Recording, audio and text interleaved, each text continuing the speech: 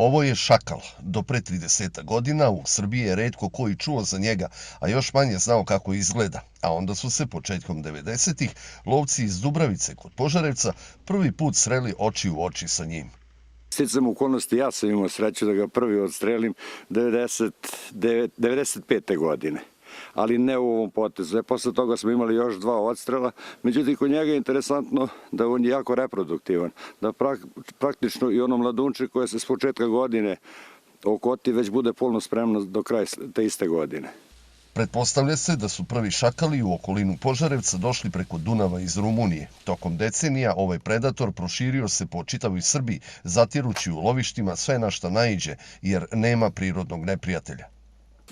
Kao korov, što mi kažemo prosto seljački, divljač koja mnogo brzo se reproduktuje, a samo ljudska ruka znači može da je iskoreni, drugo bez njima ništa ne utiče na nju i to je to.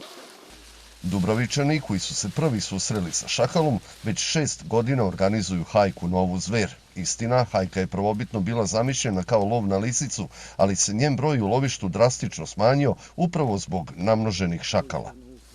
Šakal je uspeo da lisicu s ovog prirodnog staništa premesti ka polju, jer iskoristio njihove jazbine u kojima su se one nastaline, s obzirom da je jači puno nego lisica.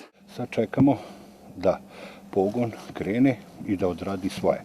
Naše, ovde je najvažnije da budemo mirni, tihi i znači da pucamo sigurno.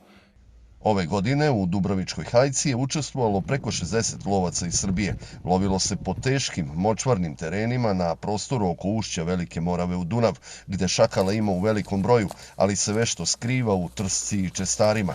Ipak, neki nisu uspeli da nadmudre lovce.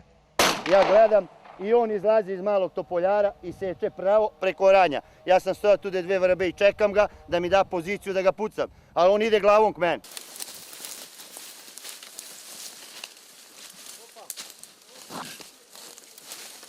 Ja sam ga strelio, kolega ga pucao, Ivan, odakle beš Ivan? Iz Aranđelovca. Ranije ga on je se izlačio tu, on mi javio sali, ja sam izašao dole i pucao ga i to je to.